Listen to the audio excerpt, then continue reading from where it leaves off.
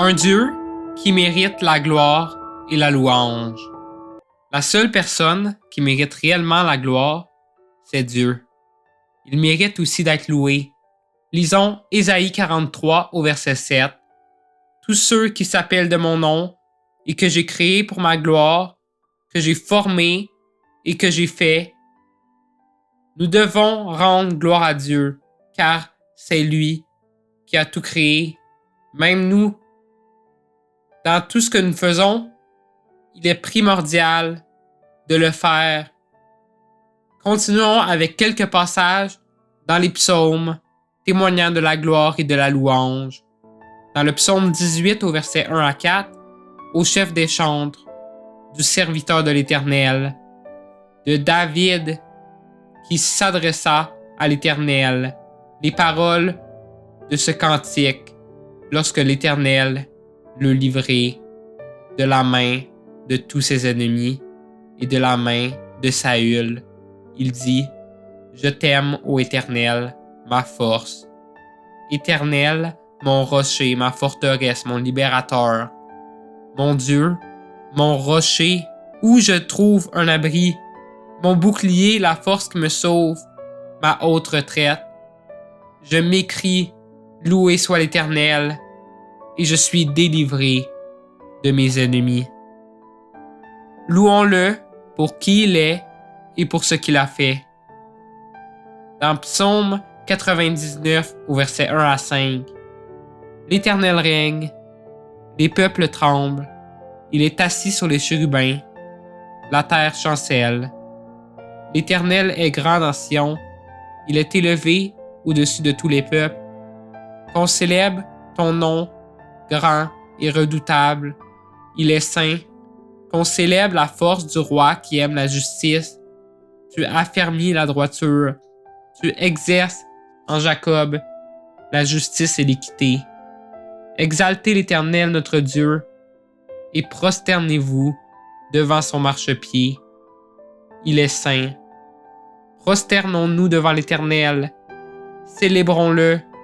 Dans le psaume 66 au verset 1 à 8, au chef des chantres, cantique, psaume, poussez vers Dieu des cris de joie. Vous tous, habitants de la terre, chantez la gloire de son nom, célébrez sa gloire par vos louanges. Dites à Dieu que tes œuvres sont redoutables à cause de la grandeur de ta force. Tes ennemis te flattent, toute la terre se prosterne devant toi et chante en ton honneur. Elle chante ton nom. Venez et contemplez les œuvres de Dieu. Il est redoutable quand il agit sur les fils de l'homme. Il changea la mer en une terre sèche. On traversa le fleuve à pied, alors que nous nous réjouîmes en lui. Il domine éternellement par sa puissance. Ses yeux observent les nations, que les rebelles ne s'élèvent pas. Peuple, bénissez notre Dieu, faites retentir sa louange. Psaume 96, au verset 1 à 4. Chantez à l'Éternel un cantique nouveau. Chantez à l'Éternel, vous tous, habitants de la terre. Chantez à l'Éternel, bénissez son nom. Annoncez de jour en jour son salut. Racontez parmi les nations sa gloire. Parmi tous les peuples, ses merveilles.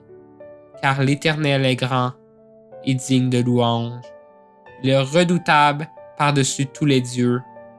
Terminons avec un dernier passage, le psaume 145, au verset 1 à 7. Louange de David.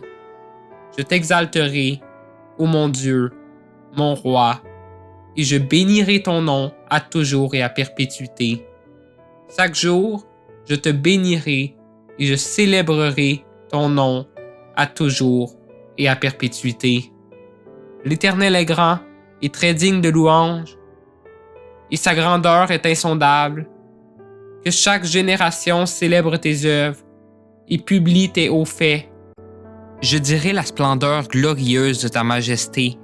Je chanterai tes merveilles. On parlera de ta puissance redoutable et je raconterai ta grandeur, qu'on proclame le souvenir de ton immense bonté et qu'on célèbre ta justice. Ce n'est là que quelques-uns des passages qui démontrent cette gloire et ces louanges que Dieu mérite.